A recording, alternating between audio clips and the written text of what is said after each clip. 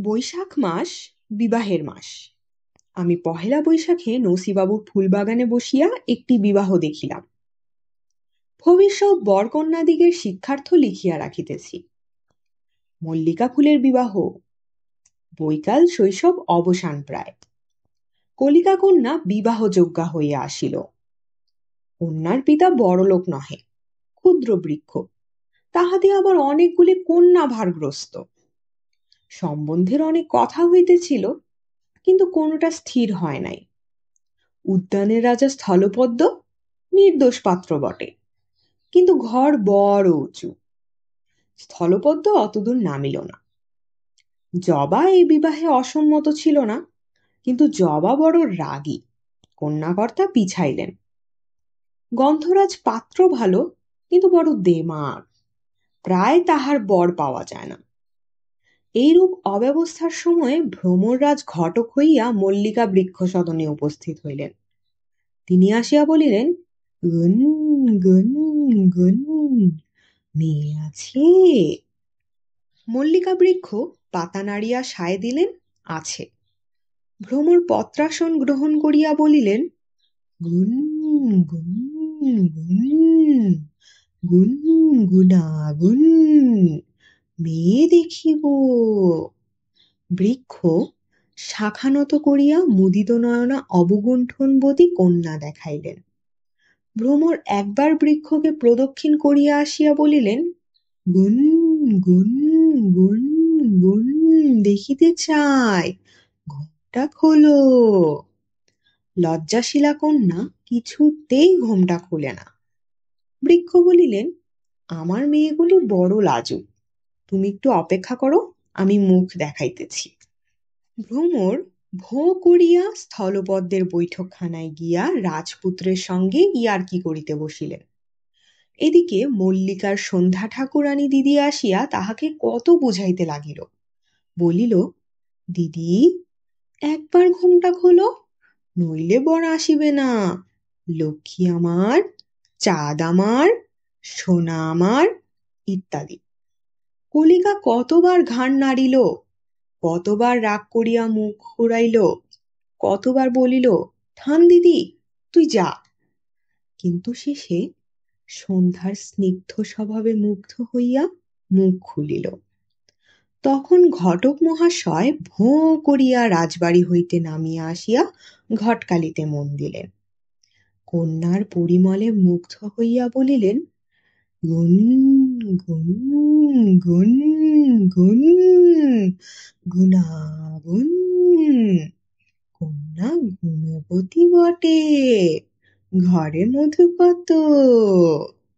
কন্যাকর্তা বৃক্ষ বলিলেন, ফর্দ দিবেন, কড়ায় গণ্ডায় বুঝাইয়া দিবে। ভ্রমর বলিলেন, গুন গুন, আপনার অনেক গুণ। ঘটকালিটা। কন্যাকর্তা শাঁখা নাড়িয়া সায় দিল, তাও হবে। ভ্রমর বলি, ঘটকালির কিছু আগাম দিলে হয় না, নগদ দান বড় গুণ। গুন গুন গুন। ক্ষুদ্র বৃক্ষটি তখন বিরক্ত হইয়া সকল শাঁখা নাড়িয়া বলিল, আগে বরের কথা বলো, বর কে? ভ্রমর, বর অতি সুপাত্র, তার অনেক গুণ। এ সকল কথোপকথন মনুষ্যে শুনিতে পায় না। আমি কেবল দিব্যকর্ণ পাইয়াই এ সকল শুনিতেছিলাম। আমি শুনিতে লাগিলাম, কুলাচার্য মহাশয় পাখা ঝাড়িয়া 6 পা ছড়াইয়া গোলাপের মহিমা কীর্তন করিতেছিলেন। বলিতেছিলেন যে গোলাপ বংশ বড় কুলীন, কেননা ইহারা ফুলে মেল। যদি বলো সকল ফুলই ফুলে, তথাপি গোলাপের গৌরব অধিক, কেননা ইহারা সাক্ষাৎ বাঞ্ছামালির সন্তান, তাহার স্বহস্ত রোপিত।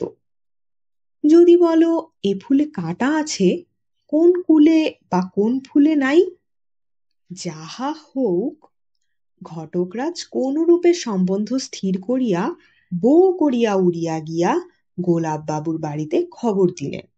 গোলাপ তখন বাতাসের সঙ্গে নাচিয়া নাচিয়া, হাসিয়া হাসিয়া, লাফাইয়া লাফাইয়া খেলা করিতেছিল। বিবাহের নাম শুনিয়া আহ্লাদিত হইয়া কন্যার বয়স জিজ্ঞাসা করিল। ভ্রমর বলিল, আজিকালি ফুটিবে। গোধূলি লগ্ন উপস্থিত। গোলাপ বিবাহে যাত্রার উদ্যোগ করিতে লাগিলেন। উচ্চিঙ্গরা নহবত বাজাইতে আরম্ভ করিল। মৌমাছি সানাইয়ের বায়না লইয়াছিল, কিন্তু রাত কানা বলিয়া সঙ্গে যাইতে পারিল না। খদ্যোতেরা ঝাড় ধরিল। আকাশে তারাবাজি হইতে লাগিল। কোকিল আগে আগে ফুকরাইতে লাগিল। অনেক বরযাত্রী চলিল। স্বয়ং রাজকুমার স্থলপদ্ম দিবাবসানে অসুস্থকর বলিয়া আসিতে পারিলেন না, কিন্তু জবাগোষ্ঠী, শ্বেত জবা, রক্তজবা, জরৎজবা প্রভৃতি সব অংশে আসিয়াছিল। করবীদের দল সেকেলে রাজাদিগের মতো বড় উচ্চ ডালে চড়িয়া আসিয়া উপস্থিত হইল। সেওতি নিতবর হইবে বলিয়া সাজিয়া আসিয়া দুলিতে লাগিল। গরদের জোর পড়িয়া চাপা আসিয়া দাঁড়াইল। উগ্র গন্ধ ছুটিতে লাগিল। গন্ধরাজেরা বড় বাহার দিয়া দলে দলে আসিয়া গন্ধ বিলাইয়া দেশ মাতাইতে লাগিল। অশোক নেশায় লাল হইয়া আসিয়া উপস্থিত। সঙ্গে একপাল পিঁপড়া মো সাহেব হইয়া আসিয়াছে। তাহাদের গুণের সঙ্গে সম্বন্ধ নাই, কিন্তু দাঁতের জ্বালা বড়। কোন বিবাহে না এরূপ বরযাত্রী জোটে, আর কোন বিবাহে না তাহারা হুল ফুটাইয়া বিবাদ বাধায়। কুরুবক কুটচ প্রভৃতি আরো অনেক বরযাত্রী আসিয়াছিলেন। ঘটক মহাশয়ের কাছে তাহাদের পরিচয় শুনিবেন। সর্বত্রই তিনি যাতায়াত করেন এবং কিছু কিছু মধু পাইয়া থাকেন। আমারও নিমন্ত্রণ ছিল, আমিও গেলাম। দেখি বরপক্ষের বড় বিপদ। বাতাস বাহকের বায়না লইয়াছিলেন। তখন হুম হুম করিয়া অনেক মর্দানি করিয়াছিলেন, কিন্তু কাজের সময় কোথায় লুকাইলেন কেহ খুঁজিয়া পায় না। দেখিলাম বরযাত্রী সকলে অবাক হইয়া স্থিরভাবে দাঁড়াইয়া আছেন। মল্লিকাদিগের কুল যায় দেখিয়া আমি বাহকের কার্য স্বীকার করিলাম। বরযাত্রী সকলকে তুলিয়া লইয়া মল্লিকাপুরে গেলাম।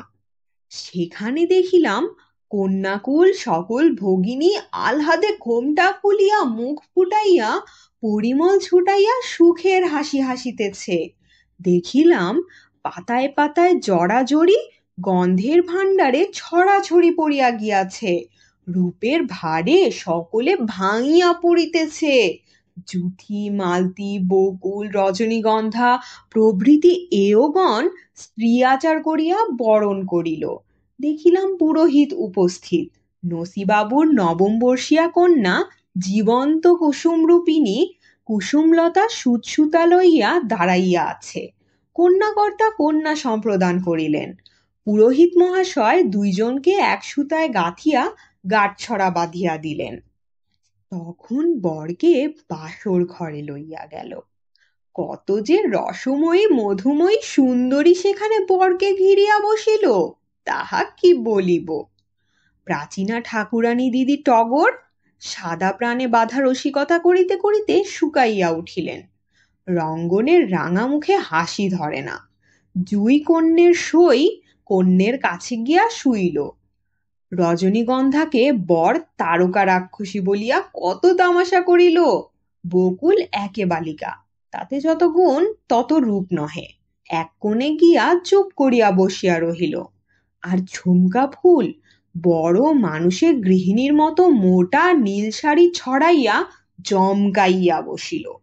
তখন, কমল কাকা, ওঠো, বাড়ি যাই, রাত হয়েছে।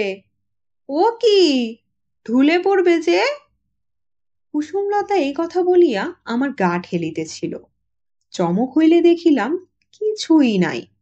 সেই পুষ্পবাসর কোথায় মিশিল। মনে করিলাম সংসার অনিত্যই বটে, এই আছে এই নাই। সে রম্যবাসর কোথায় গেল। সেই হাস্যমুখী শুভ্র স্মিত সুধাময়ী পুষ্পসুন্দরী সকল কোথায় গেল।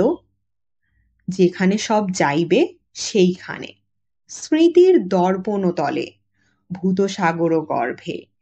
যেখানে রাজা প্রজা পর্বত সমুদ্র গ্রহ নক্ষত্রাদি গিয়াছে বা যাইবে, সেইখানে ধ্বংসপুরে এই বিবাহের ন্যায় সব শূন্যে মিশাইবে, সব বাতাসে গলিয়া যাইবে। কুসুম বলিল, ওঠো না, কি করছ? আমি বলিলাম, দূর পাগলি, আমি বিয়ে দিচ্ছিলাম। কুসুম ঘেঁষে এসে হেসে হেসে কাছে দাঁড়াইয়া আদর করিয়া জিজ্ঞাসা করিল, কার বিয়ে কাকা? আমি বলিলাম, ফুলের বিয়ে। ও পোড়া কপাল, ফুলের? আমি বলি কি, আমিও যে এই ফুলের বিয়ে দিয়েছি। কই? এই যে মালা গেথেছি। দেখিলাম সেই মালায় আমার বর কন্যা রহিয়াছে। শুনছিলেন বঙ্কিমচন্দ্র চট্টোপাধ্যায়ের লেখা এক ব্যতিক্রমী রচনা ফুলের বিবাহ। এই মন ছুঁয়ে যাওয়া পাঠটি শোনাচ্ছিলাম আমি তাফান্নুম তানজিম শিফা। গল্পটা কেমন লাগলো তা কমেন্টে জানিয়ে ফেলুন। আর যদি আপনার প্রিয় কোনো গল্প থাকে যেটা শুনতে চান আমার কণ্ঠে, তাও অবশ্যই লিখে পাঠান। প্রতি বুধবার আমি হাজির হব গল্প জোতে, একেবারে নতুন কোনো শব্দের মোড়কে। আর যদি চান আমার কণ্ঠে ভয়েস ওভার, হোক সেটা ইউটিউব ভিডিও, কবিতা, ডকুমেন্টারি বা স্ক্রিপ্ট, তাহলে ডেসক্রিপশনে দেওয়া মাধ্যমগুলোয় যোগাযোগ করতে পারেন। শব্দের জগতে আমি তো তৈরি আপনার গল্পে প্রাণ দিতে। গল্প যদি ভালো লেগে থাকে একটা লাইক দিতে ভুলবেন না। আর আপনি যদি গল্পজোতে নতুন হন, সাবস্ক্রাইব করে রাখুন পাশে। আপনাদের প্রতিটা লাইক, সাবস্ক্রাইব আর কমেন্ট আমাদের জন্য শুধু সংখ্যাই নয়, এগুলোই আমাদের পথ চলার পাথেয়। আজকের আয়োজন এখানেই শেষ করছি। আবার ফিরবো নতুন গল্প, নতুন কণ্ঠ আর সেই চেনা উষ্ণতা নিয়ে। ততদিন ভালো থাকুন, শুনতে থাকুন গল্পজ।